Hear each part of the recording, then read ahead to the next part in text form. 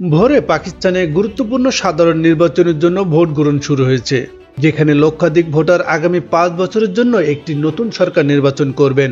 পাক সংবাদ সংস্থার ফুটেজে দেখা গিয়েছে রাজধানী ইসলামাবাদের পাশাপাশি লাহোর, করাচি, পেশোয়ার, কোয়েটা এবং অন্যান্য শহরে ভোটাররা ভোট কেন্দ্রের বাইরে সারিবদ্ধ লাইন করে দাঁড়িয়েছেন। ভোর থেকে ভোট গ্রহণ শুরু হয়েছে, যা বিকেল 5টা পর্যন্ত চলবে। দক্ষিণ পশ্চিম বেলুচিস্তান এবং উত্তর পশ্চিম খাইবার পাখতুনখোয়া প্রদেশের বেশ কয়েকটি ভোট কেন্দ্রে সাম্প্রতিক জঙ্গি হামলার পটভূমিতে শান্তিপূর্ণ ভোট গ্রহণ নিশ্চিত করতে হাজার হাজার পুলিশ ও আধা সামরিক বাহিনী মোতায়েন করা হয়েছে।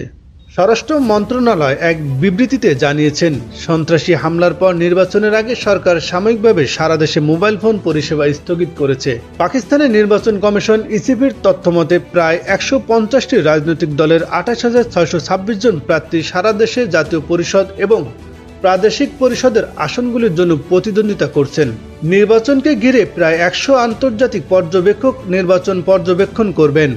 3 বারের প্রধানমন্ত্রী নওয়াজ শরীফের নেতৃত্বাধীন পাকিস্তান মুসলিম লীগের নওয়াজ, প্রাক্তন পররাষ্ট্রমন্ত্রী বেলাওয়াল ভুট্টো, জারদারির নেতৃত্বাধীন কেন্দ্রীয় বাম পাকিস্তান পিপলস পার্টি এবং পাকিস্তান তেহরিক ইনসাফের এর সমর্থিত স্বতন্ত্র প্রার্থীদের মধ্যে একটি তীব্র ত্রিমুখী প্রতিদ্বন্দ্বিতা প্রত্যাশিত হবে।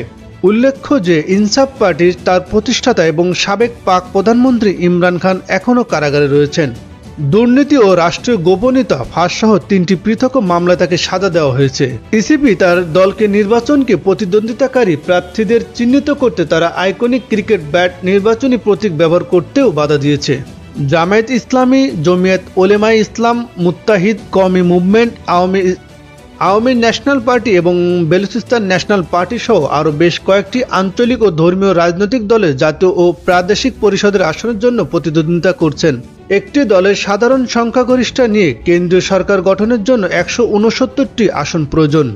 পাকিস্তান গণতন্ত্রের একটি সংসদীয় রূপ অনুসরণ করে, যেখানে নিম্নকক্ষ প্রধানমন্ত্রী নির্বাচন করে, যাকে অবশ্যই জাতীয় পরিষদের সদস্য হতে হবে। 4টি প্রাদেশিক পরিষদ একই পদ্ধতিতে তাদের নিজ নিজ নেতা বা মুখ্যমন্ত্রী নির্বাচন করবেন।